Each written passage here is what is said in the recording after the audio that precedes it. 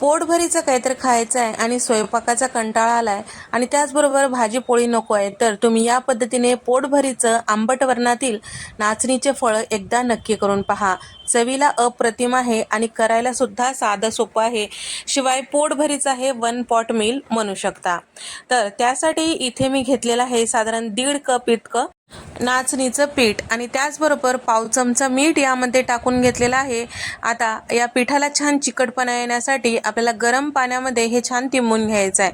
तर मी पाणी गरम करून घेतलेलं आहे. आता यामध्ये थोडं थोडं टाकून मिक्स करून घ्यायचं आहे. साधारण 1 पाऊण कप इतकं पाणी घेतलेलं आहे.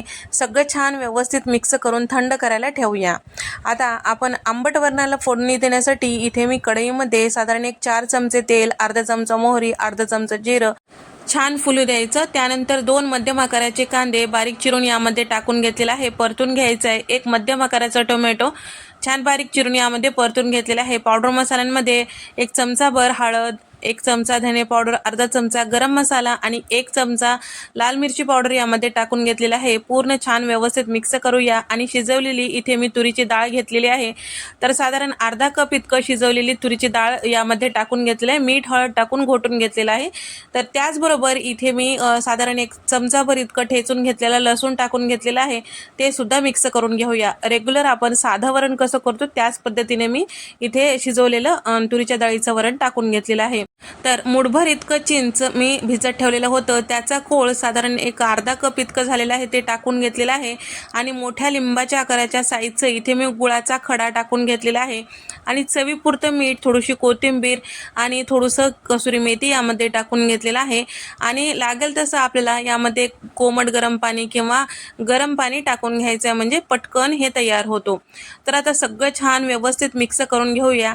आता याला उकळी येऊ द्यायचं आहे. अगदी कमी गॅसवर ठेवायचं आणि त्याचबरोबर लास्टला 1 अर्धा चमचा सांबार मसाला टाकून घेतलेला आहे. आता याला उकळी येईपर्यंत आपण फळं तयार करून घेऊया. तर अगदी कमी गॅसवर ठेवलेलं आहे. छान असं उकळू द्यायचं त्याला. आणि इथे छान असं लागेल तसं आणखीन थोडंसं पाणी टाकून छान व्यवस्थित पीठ तिंबून घ्यायचं, ज्या पद्धतीचं आपलं भाकरीचं वगैरे पीठ असतो त्याच पद्धतीने.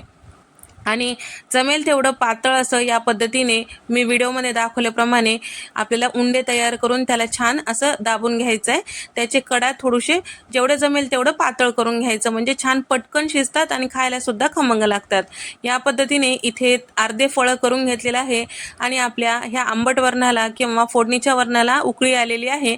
आता त्यावेळेस काय करायचं, केलेले जे फळं आहेत यामध्ये टाकून घ्यायचं, म्हणजे एकदाच टाकण्यापेक्षा टप्प्याटप्प्याने टाकायचं आहे, म्हणजे छान असं शिजतील. आता अर्धी बॅच इथे मी टाकून घेतलेली आहे.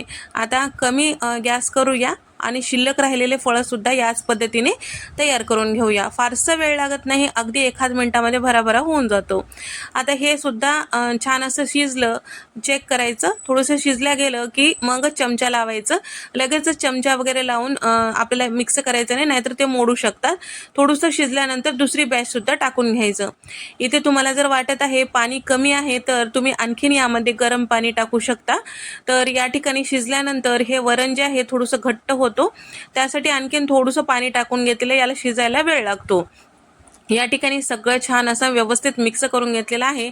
तर याला छान शिजू द्यायचं फळांना, त्यानंतरच चमचा लावायचं, नाहीतर लगेचच चमचा लावलं की ते मोडू शकतात. जरी एकमेकाला चिकटलेले असतात तरी सुद्धा चमच्याने तुम्ही अलगदपणे वेगळं करू शकता.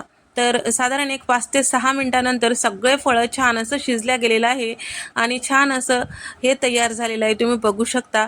तर तेच ते वरण फळं खाऊन कंटाळा आला तर तुम्ही या पद्धतीने आंबट वरणातले नाचणीचे फळं एकदा ट्राय करू शकता.